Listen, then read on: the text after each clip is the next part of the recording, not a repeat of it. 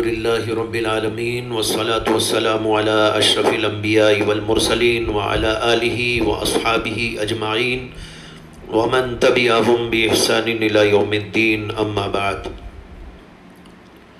بزرگان محترم، کل میں نے سلف صالحین کے رمضان کی ایک جھلک بتانے کی کوشش کی تھی، اور اس میں نے ہمارے آقا سرور عالم محمد عربی صلی اللہ علیہ وسلم کا رمضان اور اسی طرح حضرات صحابہ کرام رضوان اللہ تعالی علیہم اجمعین کا رمضان دکھانے کی کوشش کی تھی، اور آج میں دیگر سلف صالحین کا تذکرہ کروں گا اور ان کے رمضان کا کچھ حال احوال بیان کروں گا.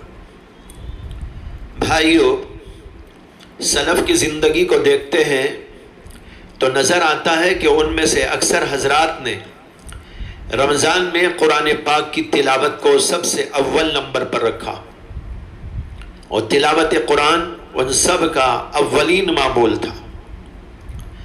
امام مالک کو کون نہیں جانتا؟ ان کا مقام علم میں، عمل میں، تقوی میں، طہارت میں بہت اونچا ہے.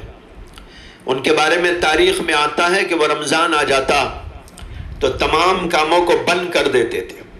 درس بند، فتویٰ دینا بند، کسی سے ملنا جلنا بند، سب بند کر دیتے تھے، اور صرف عبادت میں اور قرآن کریم کی تلاوت میں زیادہ سے زیادہ وقت لگاتے تھے. امام شافعی رحمۃ اللہ علیہ جو بہت بڑے امام تھے اور مختلف علوم اور فنون میں یکتائے روزگار تھے، ان کا معمول یہ تھا کہ وہ رمضان میں 60 قرآن کریم ختم کرتے تھے. یہ اس کے علاوہ ہوتا تھا جو وہ نمازوں میں پڑھتے تھے. امام شافعی کے شاگرد امام ربی کہتے ہیں کہ امام شافعی ہر ماہ 30 قرآن ختم کرتے تھے، یعنی روزانہ ایک قرآن، لیکن جب رمضان آتا تو اس میں وہ 60 قرآن ختم کرتے تھے. لیجئے ایک اور بہت عظیم شخصیت امام سفیان ثوری، محدثین میں اور فقہا میں ان کا بہت اونچا مقام ہے.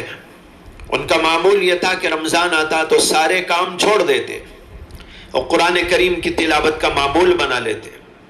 اسی طرح امام قتادہ کا معمول تھا کہ وہ ہر 3 دن میں قرآن ختم کرتے تھے، لیکن رمضان آتا تو اس میں 17 قرآن ختم کرتے تھے. امام بخاری، ان کا نام کون نہیں جانتا؟ ان کے مقام سے کون ناواقف ہوگا؟ ان کی بزرگی سے کون ناواقف ہوگا؟ ان کے حالات میں لکھا ہے کہ وہ رمضان میں قرآن کریم کے متعدد ختم کرتے تھے، اور اپنے شاگردوں کو لے کر تراویح پڑھتے اور اس کے اندر بھی ایک ختم کرتے، اور اس کے علاوہ دن رات میں متعدد ختم کرتے تھے. تاریخ میں ایک بڑا نام ملتا ہے ابو محمد اللبان کا. ان کے بارے میں امام ذہبی لکھتے ہیں کہ انہوں نے سن 427 ہجری میں بغداد میں لوگوں کو تراویح پڑھائی.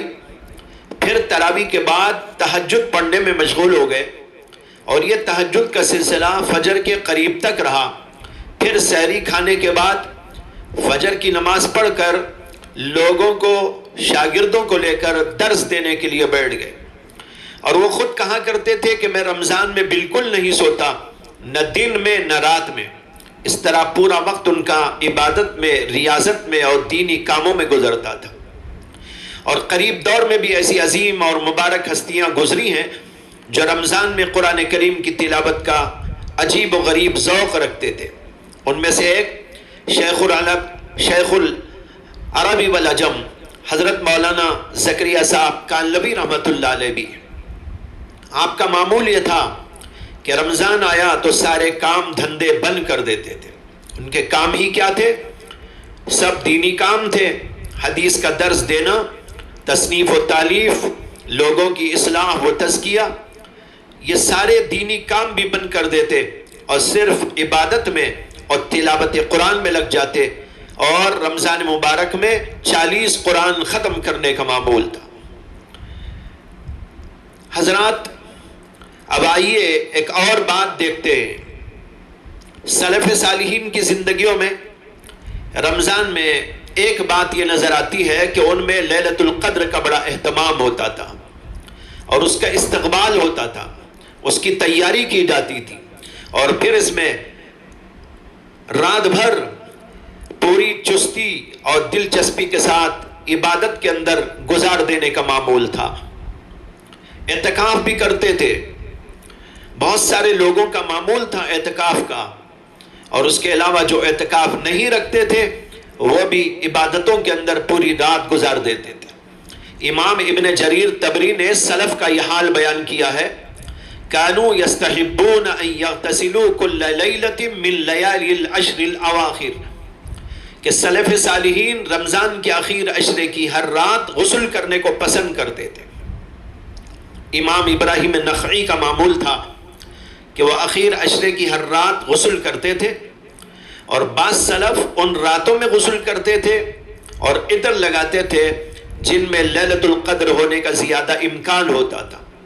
حضرت انس بن مالک سے مروی ہے کہ وہ رمضان کی 24ویں شب کو غسل کرتے، عطر لگاتے اور اچھا جوڑا یا چادر پہنتے، اور صبح اس لباس کو نکال کر رکھ دیتے، یہاں تک کہ دوسرے سال پھر انہی تاریخوں میں اس کو استعمال کرتے تھے۔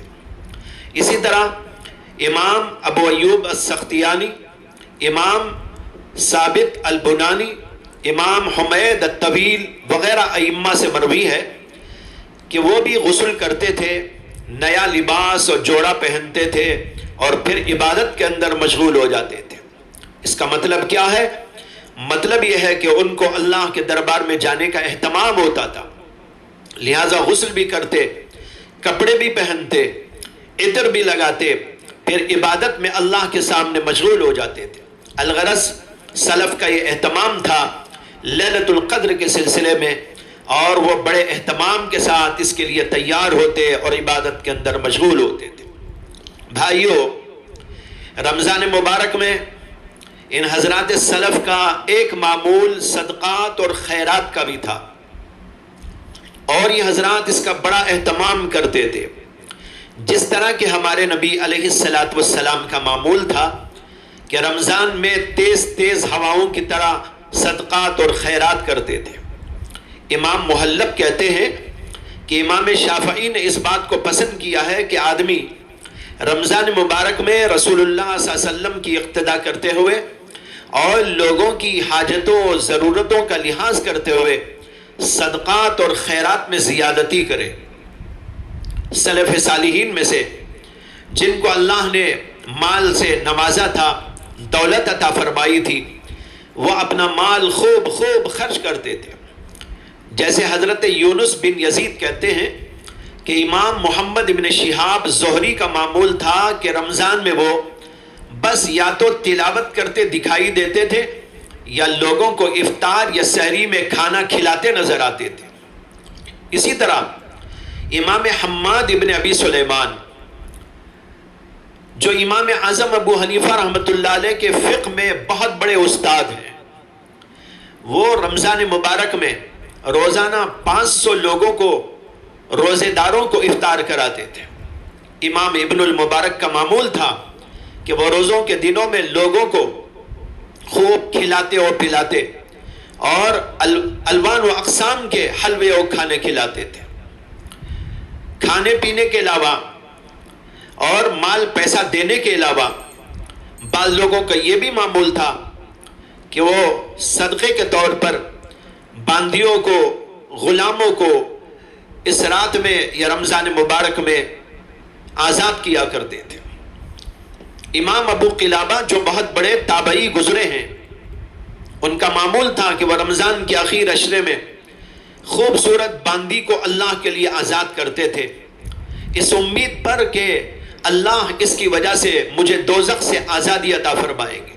اور سب کو معلوم ہے کہ غلام یا باندی کو آزاد کرنا بھی صدقے کی ایک شکل ہوتی ہے۔ یہ تو تھے وہ لوگ جن کے پاس مال تھا، جن کے پاس دولت تھی، جن کے پاس وسعت موجود تھی، اور جن کے پاس وسعت اور دولت موجود نہیں تھی بلکہ کچھ تنگی بھی ہوتی تھی، وہ بھی اس میں حسب حیثیت اپنا مال لگاتے تھے، اللہ کے لیے خرچ کرتے تھے۔ انفاق فی سبیل اللہ رمضان کا خصوصی عمل ہے، اس لیے حضرات اس کے اندر بہت آگے بڑھتے تھے، حتیٰ کہ بعض اوقات خود بھوکے رہ کر دوسروں کو دیا کرتے تھے۔ امام احمد بن حنبل، بڑے امام جن کا نام بہت اونچا، جن کے فقہ مشہور، جن کا تقوی اور جن کی طہارت دنیا میں معروف، جن کو جبل علم کہا جاتا ہے، ان کے بارے میں تاریخ میں لکھا ہے کہ وہ روزے سے تھے اور انہوں نے افطار کے لیے 2 روٹیاں اٹھا کے رکھی تھی، لیکن ایک مانگنے والا ان کے دروازے پر آ کر مانگنے لگا۔ امام احمد نے وہ 2 روٹیاں اٹھا کر اس فقیر کو دے دی۔ کھانے کے لیے کچھ موجود نہ تھا، بغیر افطار کے اگلا روزہ طے کر لیا۔ ابن رجب حنبلی کہتے ہیں کہ ایک اللہ والے تھے اور وہ روزے سے تھے اور ان کو بھوک شدید لگ رہی تھی، لہٰذا گھر کے لوگوں نے کھانا تیار کیا اور افطار کے قریب ان کے سامنے لا کے رکھا۔ ابھی کھانا شروع بھی نہیں کیا گیا تھا، اتنے میں ایک مانگنے والا آیا اور کہنے لگا، کون ہے جو اس اللہ کے نام سے کچھ دے دے جو بہت بڑا غنی ہے اور وعدے کو پورا کرنے والا ہے۔ یہ بزرگ اٹھے اور اپنا پیالہ لے کر باہر نکل گئے اور اس فقیر سے کہا، میں نیکیوں سے تہی دست اور تہی دامن خالی خولی بندہ ہوں، اللہ غنی کو میں دینا چاہتا ہوں۔ یہ کہہ کر وہ کھانا جو ان کے لیے بنایا گیا تھا، بھوک کی شدت ان کو ستا بھی رہی تھی، اس فقیر کو وہ کھانا دے دیا اور خود بھوکے رہ گئے۔ حضرات، یہ حال تھا سلف کا رمضان میں کہ وہ صدقات میں، خیرات میں بھی بہت بڑا حصہ لیتے تھے اور مختلف صورتوں اور شکلوں سے خیرات کیا کرتے تھے۔ سلف میں ایک بات یہ نظر آتی ہے کہ وہ حضرات رمضان میں ان سب باتوں کے ساتھ ہر برائی سے بچنے کا بڑا اہتمام کرتے تھے۔ اسی لیے بعض حضرات تو رمضان میں گھر کے باہر بھی نہیں نکلتے تھے کہ کہیں کوئی بات غلط نہ ہو جائے، غلط بات دکھائی نہ دے، آنکھیں کہیں غلط استعمال نہ ہو جائے، کوئی غلط کلمہ کان میں نہ پڑ جائے، زبان سے کوئی غلط بات نکلنے نہ پائے۔ ایک تابعی گزرے ہیں حضرت طلق، ان کا معمول تھا کہ وہ روزے میں گھر میں رہتے، کبھی باہر نہ نکلتے، صرف نماز کے لیے باہر نکلتے تھے۔ جب ان سے اس بارے میں پوچھا گیا تو انہوں نے کہا کہ مجھے حضرت ابو ذر غفاری نے کہا تھا کہ اگر تم روزہ رکھو تو جس قدر ہو سکے اپنے آپ کو گناہوں سے بچاؤ۔ حضرت جابر رضی اللہ تعالیٰ عنہ کا ارشاد ہے، انہوں نے کہا اذا صمت فلیصم سمعک وبصرک ولسانک عن الکذب والماثم ودع اذى الخادم وليكن عليك وقار وسكينة يوم صيامك ولا تجعل يوم فطرك ويوم صيامك سواء۔ اس کا مطلب یہ ہے کہ حضرت جابر نے فرمایا کہ جب تم روزہ رکھو تو تمہارے کان اور تمہاری آنکھ اور تمہاری زبان کو بھی روزہ رکھنا ہے۔ یہ روزہ ان کا جھوٹ سے ہوگا، گناہوں سے ہوگا، اور اپنے خادم کو تکلیف دینا چھوڑ دو، اور روزے کے دن تم پر ایک وقار اور سکینہ ہونا چاہیے، اور تمہارے روزے کے دن اور عام دن ایک جیسے نہیں ہونے چاہیے، بلکہ دونوں کے اندر فرق ہونا چاہیے۔ حضرات، سلف صالحین کی زندگی کا ایک اہم معمول یہ تھا کہ وہ حضرات ساری عبادت اور ریاضت کے باوجود، بہت زیادہ ذکر اور فکر میں رہنے کے باوجود، تلاوت کے اس قدر اہتمام کے باوجود، تراویح کے اس قدر اہتمام کے باوجود، لیلۃ القدر کو پوری طرح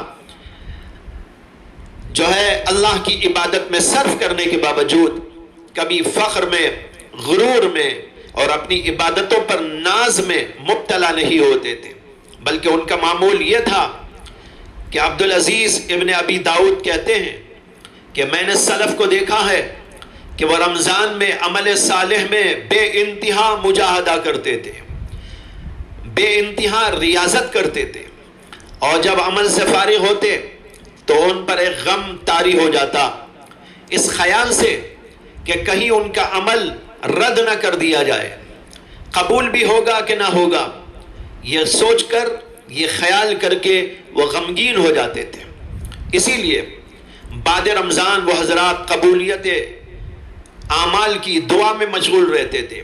فضل ابن المعلیٰ کہتے ہیں کہ سلف صالحین 6 ماہ پہلے سے دعا کرتے تھے کہ اے اللہ ہمیں رمضان تک پہنچا دیجئے، اور جب رمضان گزارنے کے بعد رمضان گزر جاتا 6 ماہ تک یہ دعا کرتے رہتے تھے، اے اللہ ہماری عبادات کو قبول فرما، ہماری نیکیوں کو قبول فرما۔ ابن رجب حنبلی لکھتے ہیں کہ بعض سلف کو عید کے دن دیکھا گیا کہ وہ غمگین تھے۔ ان سے پوچھنے والوں نے پوچھا کہ آج کا دن تو خوشی کا دن ہے، سرور اور مسرت کا دن ہے، لیکن آپ کو ہم دیکھ رہے ہیں کہ آپ غمگین ہیں، آج آپ غمگین کیوں نظر آ رہے ہیں؟ انہوں نے بڑا عجیب جواب دیا۔ انہوں نے کہا کہ میں اللہ کا بندہ ہوں، غلام ہوں، میرے مالک نے مجھے حکم دیا تھا کہ میں اس کے لیے رمضان کے اندر نیکیاں کروں۔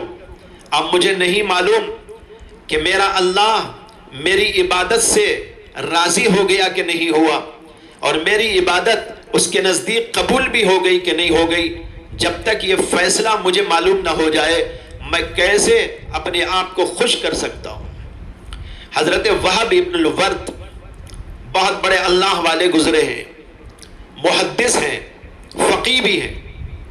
انہوں نے ایک عید کے موقع پر کچھ لوگوں کو دیکھا کہ وہ ہنسی مذاق کر رہے ہیں، جیسے کہ بہت سارے لوگ عید کے موقع پر تماشے کرتے ہیں، ہنسی اور مذاق کے اندر مبتلا ہو جاتے ہیں۔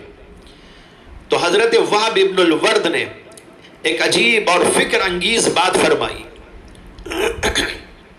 انہوں نے کہا ان کان ہؤلاء تقبل منهم صيامهم فما هذا فعل الشاکرین وان كان لم يتقبل منهم صيامهم فما هذا فعل الخائفین۔ اللہ اکبر۔ اس کا مطلب یہ ہے کہ انہوں نے کہا کہ اگر ان لوگوں کے روزے قبول ہو چکے ہوں تو یہ ہنسی مذاق اور تفریح کوئی شکر گزار لوگوں کا طریقہ نہیں ہے، اور اگر ان کے اعمال اور ان کے روزے قبول نہ ہوئے ہوں تو یہ خوف کھانے والے بندوں کا طریقہ نہیں۔ اللہ اکبر۔ حضرات، آج ہم لوگ کچھ تھوڑا بہت عمل کر لیتے ہیں اور وہ بھی الٹا سیدھا، تو فخر میں غرور میں مبتلا ہو جاتے ہیں اور خود کو جنید اور شبلی سمجھنے لگتے ہیں۔ اللہ ہماری حفاظت فرمائے اور ہماری اصلاح بھی فرمائے۔ بزرگان محترم، یہ چند جھلکیاں ہیں سلف صالحین کے رمضان کی جو مختلف کتابوں سے اخذ کر کے آپ کے سامنے پیش کی ہیں۔ امید ہے کہ سننے والے حضرات اس سلسلے میں خود کو تیار کرنے کی کوشش کریں گے، اور پوری طرح نہیں تو کم سے کم جو کچھ کہ اپنے سے ہو سکتا ہے اس میں کوشش کرتے رہیں گے۔ اللہ تبارک و تعالی ہم سب کو سلف صالحین کے طریقے پر زندگی گزارنے کی توفیق دے اور ان کی اتباع میں چلتے رہنے کی بھی توفیق عطا فرمائے۔ وآخر دعوانا ان الحمد للہ رب العالمین۔